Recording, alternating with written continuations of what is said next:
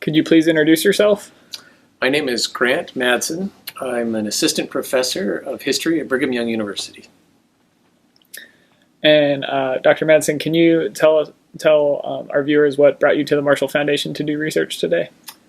I am finishing a book on the occupations of Germany and Japan, and particularly on the occupation leaders and the role they ended up having in the Eisenhower administration.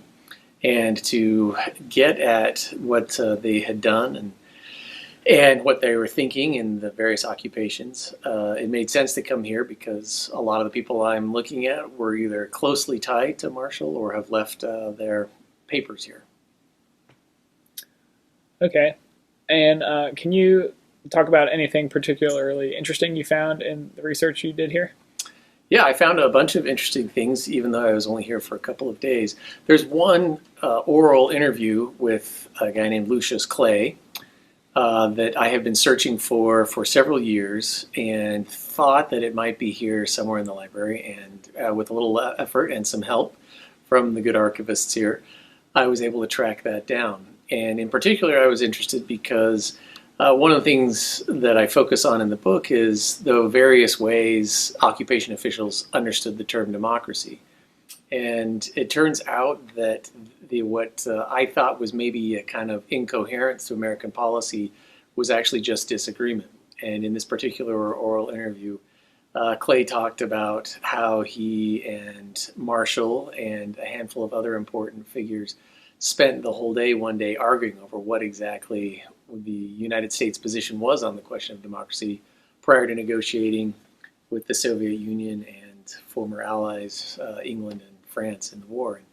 And I think that this was very revelatory because part of the confusion, I think, at the time and in the interpretations of things like the origins of the Cold War and the purposes of the occupation goes back to this disagreement that existed right there at the get-go between the leaders. Great. And can you talk about how the research you've done here at the library over the past 2 days relates to the larger projects that you're working on? Yeah, sure. Well, I mean, the main thing that I'm trying to track down is the formation of policy ideas. My book is ultimately going to show that a lot of the ideas that came to occupation leaders in Germany ended up spreading to Japan and then made their way back to the United States. So the real argument of the book is that what we think of as American domestic policy in the 1950s originated in Germany through the experience of the occupation. And so the library is very helpful because things like the Marshall Plan, in many ways, in my mind, and then the book will ultimately argue, are the result of conversations that took place in 1945 and 1946 with American occupation officials in Germany and the Germans that they were there to lead and to rehabilitate.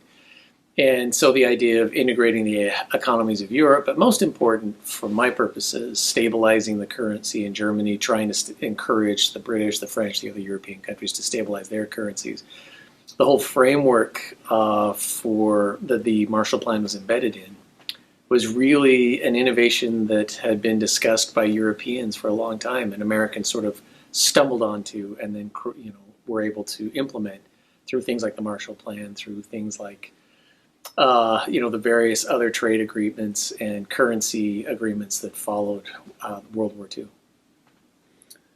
Great. And is there anything else you'd like to add just about your visit and your experience here at the research Jeff library? was great. You can hear his voice here in the background, but the staff was all very helpful. I only had a short time to be here, and it was really nice to feel support from the staff in tracking things down and being able to talk to them and say, okay, what do you know about this, or where can I find that, and having creative responses, which, as other researchers who have done what I've done know, is not always the experience you have when going to an archive. Great. Well, thank you very much. Thank you.